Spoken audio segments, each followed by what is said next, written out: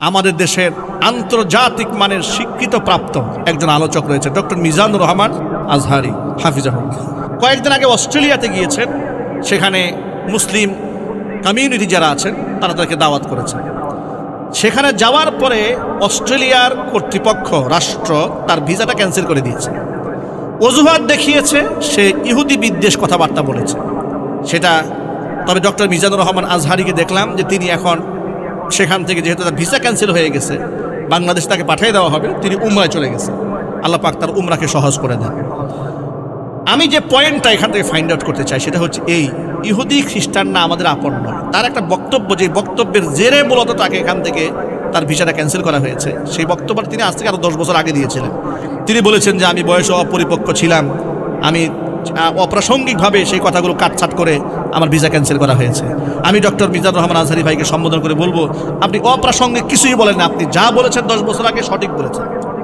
ঠিক না? ঠিক বলেন। তিনি ইহুদিদের ব্যাপারে বলেছেন যে ইহুদিরা গোটা দুনিয়ার মধ্যে দাঙ্গা লাগিয়ে রেখেছে, অসংখ্য মানুষকে খুনের রাজনীতি তারাই শিখিয়েছে বিশ্ববাসীকে, অসংখ্য মানুষকে তারাই হত্যা করেছে। ঠিক না? ঠিক যদি বলেন। অসংখ্য ইহুদিদেরকে হত্যা করার কারণে তিনি প্রশংসা করেছেন একজন শাসকের, নাম কি? হিটলার। নাম হিটলার। হিটলারের প্রশংসা করেছেন কেন? অসংখ্য ইহুদিকে সে হত্যা করেছে। এটাকে ফাইন্ড আউট করা হয়েছে যে উনি হিটলারের পক্ষ অবলম্বন করে ইহুদি বিদ্বেষ ছড়িয়েছেন। তো ইহুদি বিদ্বেষ ছড়াবে নাকি ইহুদিকে চুমা দেবে নাকি? কি বলেন ভাই? যে ইহুদিরা, তিনি তো সত্য বলেছেন। আমি ডক্টর মিজানুর রহমান আজহারিকে বলবো যে আপনি কোনো প্রকার ব্যাখ্যা দাঁড়াবেন না যে ভাই আমি ওটা বলে ফেলেছি এই জন্য বলেছি। না, আপনি স্পষ্ট বলেছেন, যা বলেছেন সঠিক বলেছেন, এবং এটাই বলা উচিত। এই কথা বললে আপনাকে দাওয়াত দেবে না এই চিন্তা করবেন, প্রশ্নে আসে না। পৃথিবীর কোন কাফের কিয়ামত পর্যন্ত আমার উপর সন্তুষ্ট হবে না। ঠিক কিনা বলেন?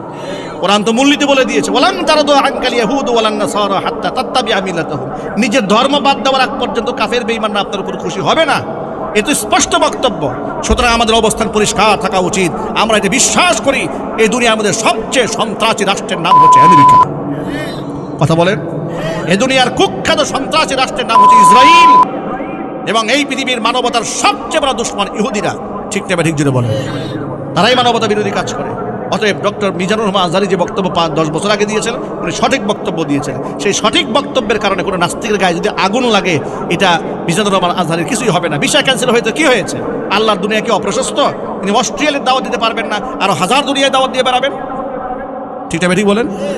তাই বলে আমরা কাফেরদের সাথে একটু নেগোসিয়েশনে চলে যাব যে ভাই একটু ভুল বুঝাবুঝি হয়েছে, আসলে বক্তব্যটা এরকম না, এরকম, এত ব্যাখ্যার দরকার নেই। আমাদের অবস্থা বুদুহ ওয়া সালাহা, মানবতা বিরোধী অপরাধী ইসরায়েলের পশুদের ব্যাপারে আমাদের অবস্থান চূড়ান্ত। তারা ফিলিস্তিনের অসংখ্য মানুষকে খুন করেছে বিনা অপরাধে। ওরা খুনি, ওরা সন্ত্রাসী, ওরা নিকৃষ্ট শয়তান। কথা বলতে হবে, ঠিক কিনা বলে? এটাই ফয়সালা।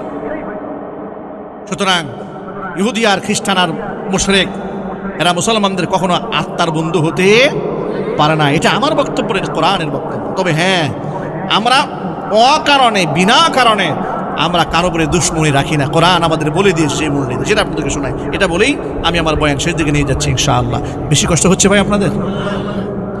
সূরাতুল মুমতাহিনার মধ্যে আল্লাহ পাক বলেন, لا ينهاكم الله عن الذين لم يقاتلوكم في الدين ولم يخرجوكم من دياركم أن تبروهم وتقسطوا إليهم إن الله يحب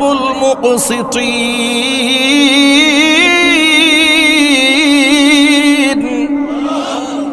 আমার আল্লাহ পাক 1500 বছর আগে সাধারণ অমুসলিম যারা, তাদের সাথে আমাদের আচরণটা কি হবে বলে দিয়েছেন।